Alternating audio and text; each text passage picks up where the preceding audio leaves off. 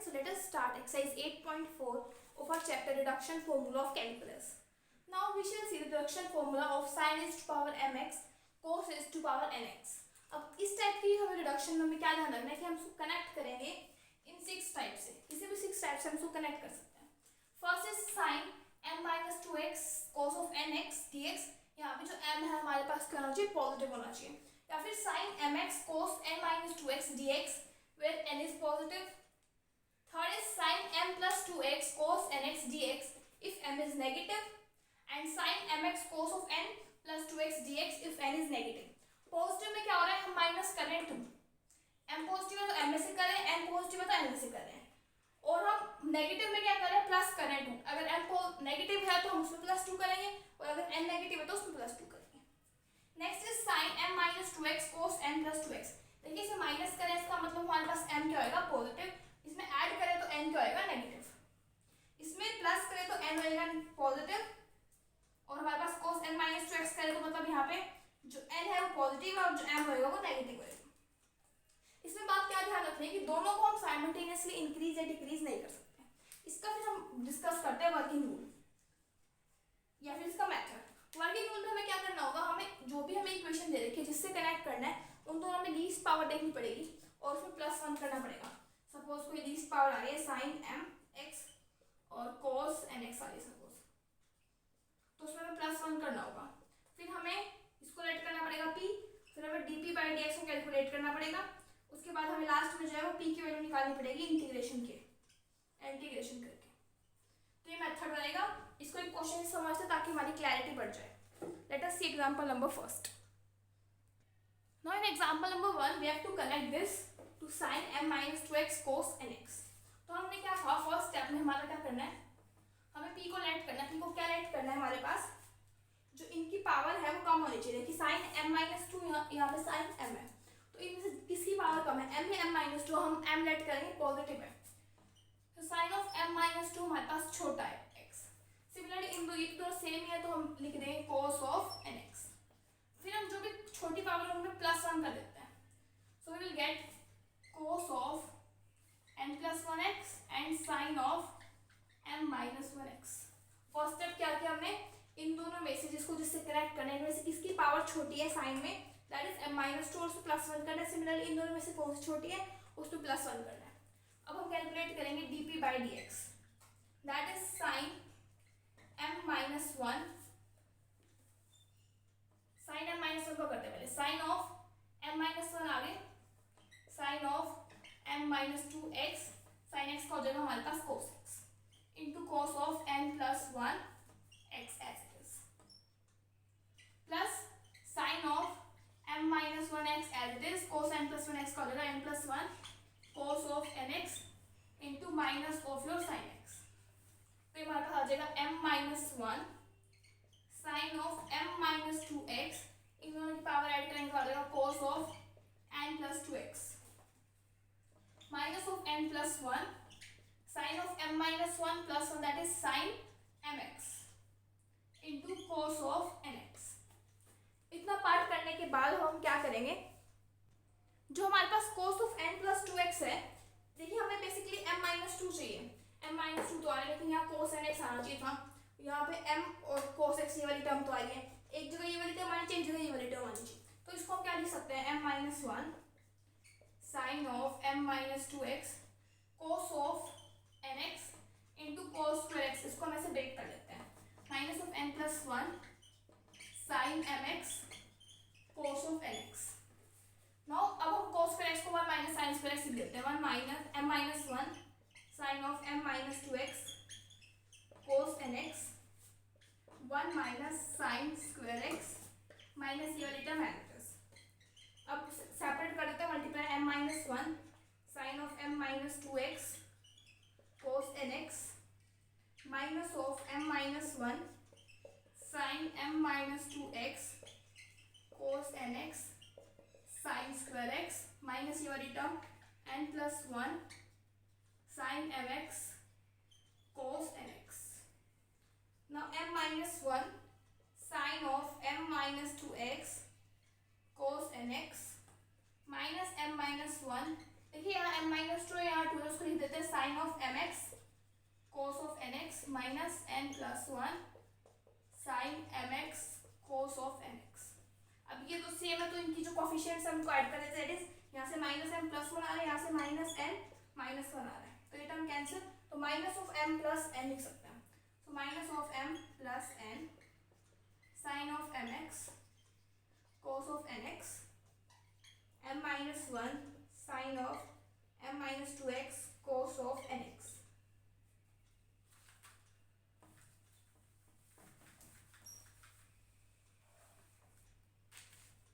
तो अब जो हमारे पास dp बाई dx आ रहा है वो क्या आ रहा है हमारे पास, so dp by dx is equal to m minus one sine of m minus two x cos of n x minus of m plus n sine m x cos of n x.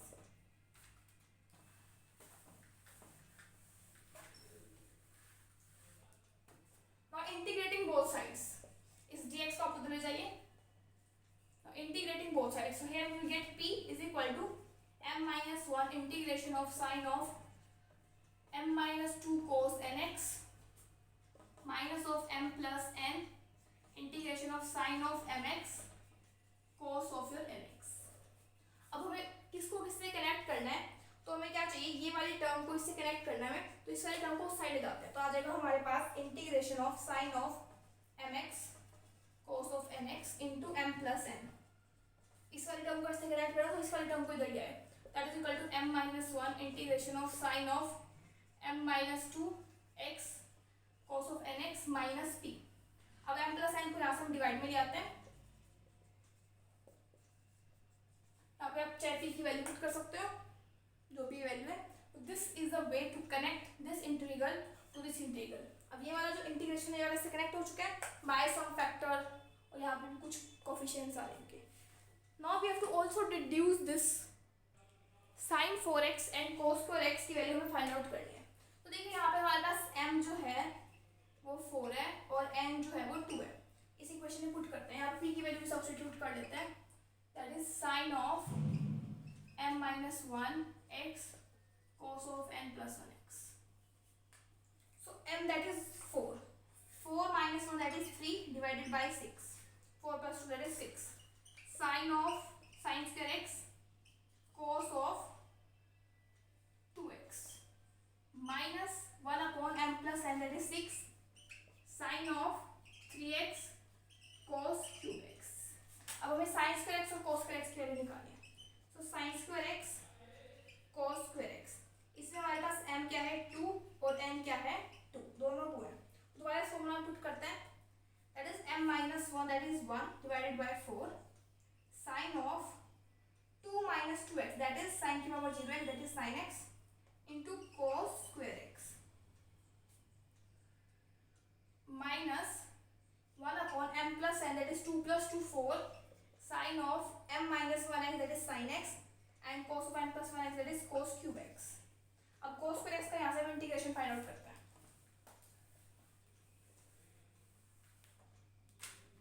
now integration of cos square x that is 1 plus cos 2x by 2, तो इसको हम क्या लिख सकते हैं, half बाहर निकाल देते हैं x plus sign 2x by 2, तो इसका इंटीग्रेशन हमारे पास आ जाता है x plus sign 2x by 2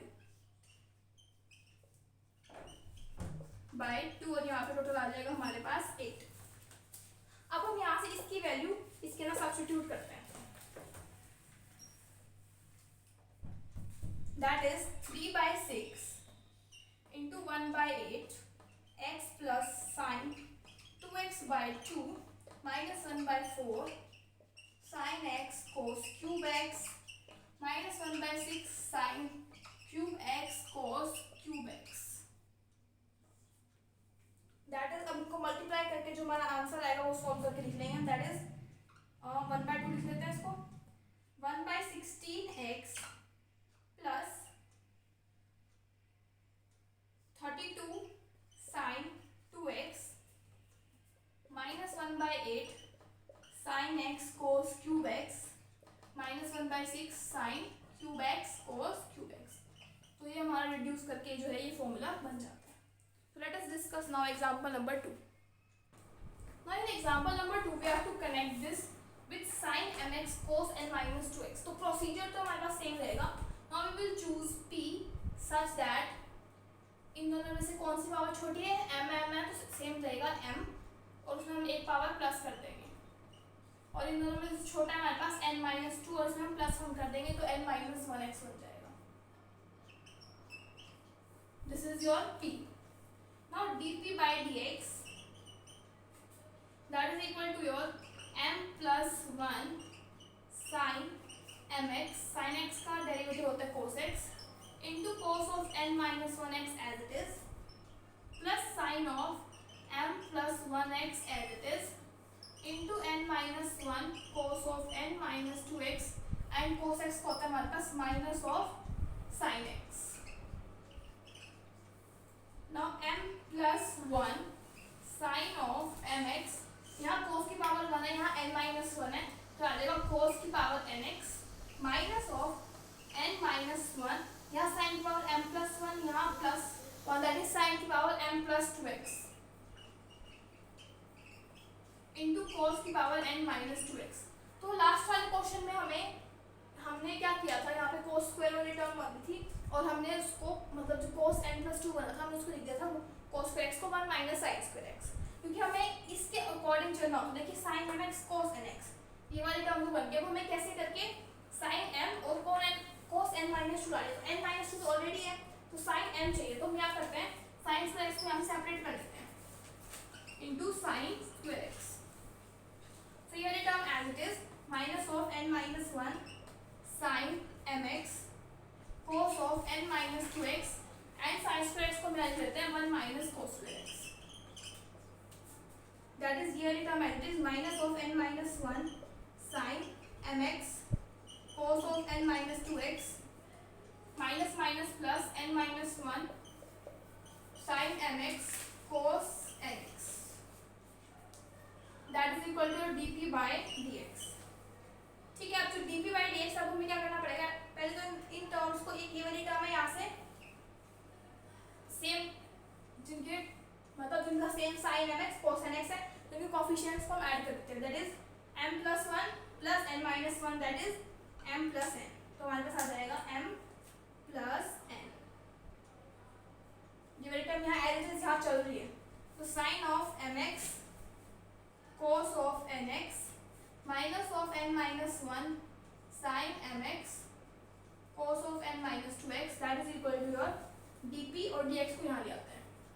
Integrating both sides so we get p is equal to m plus n integration of sin mx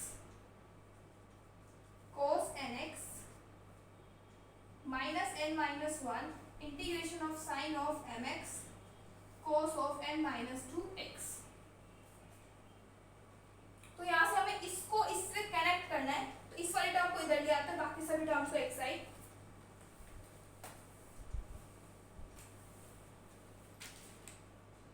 So we get m plus n integration of sin of mx cos nx that is equal to p plus n minus 1. इस वाली term को मैं इस side देंगे. Integration of sin of mx cos of n minus 2x. Now I want only this term so m plus n को दोनों के divide में लेते हैं. So now we have connected this term to this term में इसको connect करना था. Now let us discuss example number 3. Now in example number 3 we have to connect this with sin m plus 2x cos nx. So same procedure रहेगा. That is let p इन दोनों में से किसकी power छोटी है, that is m छोटा है m plus 2 से और हम प्लस 1 करते हैं x और इसमें cos nx तो nx तो में दोनों n है तो दोनों ही हम छोटे मान सकते हैं तो n plus 1 x.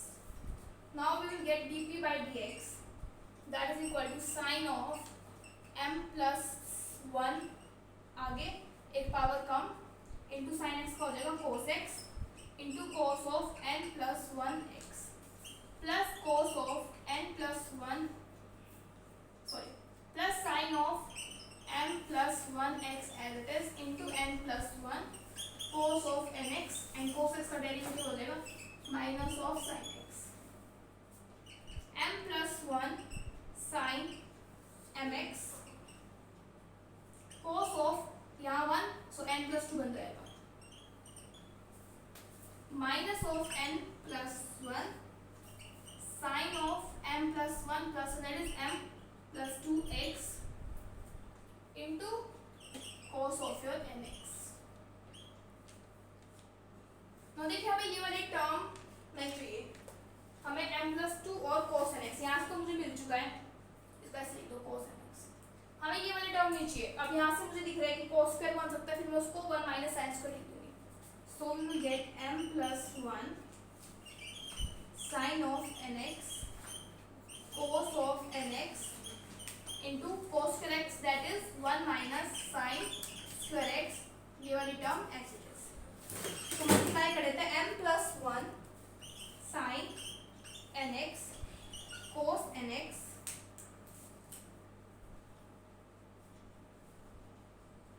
Minus of m+1 sin of n+2 बन जाएगा यहाँ पे cos of your nx, ये वाली term as it is. So m+1 sin of nx cos of nx, और यहाँ पे भी ये वाली जो टर्म है ये भी नहीं, सॉरी, ठीक है, माइनस ऑफ m+1 प्लस जो ये वाली टर्म है इसमें लिख लेते हैं plus minus of n+1 sin of m+2x cos of nx। तो इसका जो है कोफिशिएंट्स को हम ऐड कर सकते हैं क्योंकि साइड वाली टर्म्स है सेम है। सो यहाँ से कोफिशिएंट आ जाएगा -m -1 -n -1 आ जाएगा यहाँ से, नो प्रॉब्लम। तो यहाँ पे मिल जाएगा हमें माइनस को मिल देते हैं m+n+2 sin of m+2 cos of nx, that is equal to your dp/dx। अब हमें इस वाली टर्म को इससे कनेक्ट करना था, तो इस वाली टर्म को एक साइड ले जाते हैं, पहले तो dx को आने जाते हैं और दोनों तरफ क्या कर देते हैं, इंटीग्रेशन कर देते हैं। So will get p = m+1 integration of sin mx cos nx minus m+n+2 integration of sin of m+2x cos of your nx। now we shall see it further। now इसमें हम क्या करते हैं, ये वाली टर्म को हमें इसमें एक्सप्रेस करना है, तो बाकी टर्म्स को इस साइड जाते हैं, तो p प्लस आ जाएगा हमारे पास, p प्लस m+n+2 इसका इंटीग्रेशन और ये वाली टर्म एज। अब जो m+1 इनके डिवाइड में ले जाते हैं, तो हमें सिर्फ इसका चाहिए, तो sin of mx cos nx is equal to p/m+1। यहाँ पे p की वैल्यू आप सब्स्टिट्यूट करना चाहो तो कर सकते हो, नहीं तो लास्ट में स्पेसिफाई कर देना कि p हमारे पास क्या है, integration of sin of m+2x cos of nx। Now let us see example number 4। Now let us see example number 4, in that we have to evaluate this when m and n both are positive। now अब हम इसको किससे connect कर सकते हैं, m-2n से connect कर सकते हैं, that is from 0 to π/2 sin m-2x cos nx। और इन दोनों को मैंने आपको एग्जांपल नंबर 1 के अंदर कनेक्ट करवाया था, तो इन दोनों को कनेक्ट किया था तो हमारे पास ये वाली इक्वेशन आई थी, आप एग्जांपल 1 में देख सकते हैं। अब जब यहाँ पे हम लिमिट पुट करेंगे 0 to π/2, सिमिलर जब हम इसमें पुट करेंगे लिमिट 0 to π/2, तो देखिए यहाँ पे cos π/2 जो है वो 0 जाएगा, और यहाँ जब 0 वाले पुट करेंगे तो sin 0 0 हो जाएगा, तो अल्टीमेटली ये हमारे पास 0 ही आएगा। ये 0 आ गया तो हमारे पास ये वाली टर्म बच जाएगी m-1 डिवाइडेड बाय m+n। इसको लिख सकते हैं i m-2n, n में कोई चेंज है तो सिंपल हम इसको n लिख सकते हैं। So that is from here we can write i m-2n। अब देखिए हमारे पास ये i m n और i m-2n में रिलेशन हो गया। अगर मैं यहाँ m की जगह m-2 पुट करूँ तो यहाँ पे आ जाएगा m-3 और यहाँ पे आ जाएगा m+n-2 और यहाँ आ जाएगा m-4। तो ये हमारे पास इक्वेशन आ गई फॉर i m-2n। इसकी वैल्यू इसके अंदर पुट कर देते तो आ जाएगा m-1 into m-3 m+n into m+n-2 i m4n। Similarly अब हम और लिमिट्स पुट करते जाएंगे तो हमारी वैल्यूज इंक्रीज होती जाएंगी। अगर हमारे पास m जो है वो ऑड है, दो केस बनेंगे, जब m ऑड है तो हमारे पास आ जाएगा यहाँ पे i1n, और अगर even है तो आ जाएगा i0n। ये टर्म्स ऐसे चलती रहेंगी यहाँ तक। अब हमें ये इवैल्यूएट करना है i1n। देखिए i1n हमारे पास क्या आएगा, sin x into cos of your nx। m की जगह जब हम 1 पुट करेंगे और cos की जगह जब हम n पुट करेंगे तो हमारे पास I1n क्या आ जाएगा। सिमिलरली I0n आ जाएगा मेरे पास from 0 to π/2 cos of nx। अब इन दोनों की वैल्यू इवैल्यूएट करके आप यहाँ पुट करेंगे तो आपको आंसर मिल जाएगा। So by this you have to do your example number 4 और इसमें एक पार्ट और रखा है आपको स्पेसिफाई कर दिया कि m क्या है और n क्या है और उसको इवैल्यूएट करना, तो वो भी आप ट्राई कर सकते हैं। So by this your exercise is completed. Let's meet in the next video.